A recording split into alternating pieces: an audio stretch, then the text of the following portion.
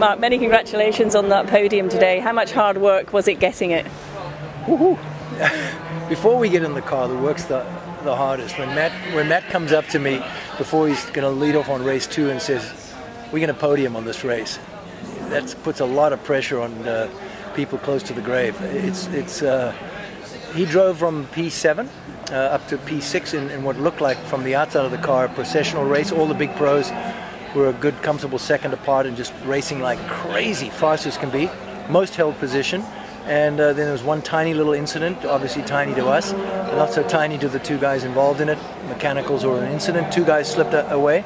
We took P6. Matt took P6.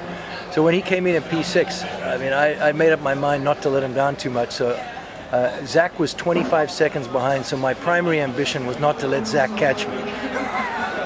So that would be more than a second a lap, and if that happened, I'd be jumping off a cliff. So.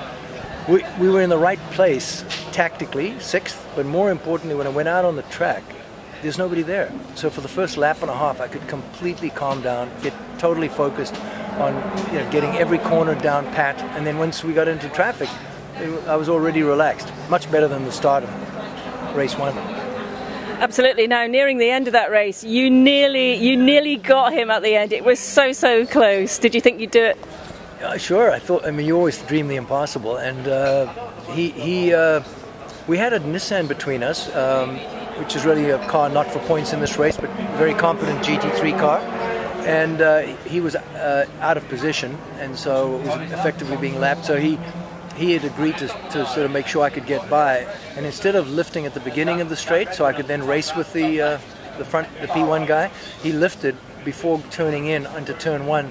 Forcing me to virtually park the car at the apex. So the turn allowed the P1 guy to run ahead by 100 meters.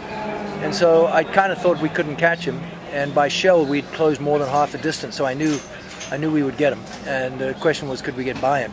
And we caught him comfortably. Our brakes on the Audi, I promise you, are better than anybody else's. So they tempt you to go full hog on these things.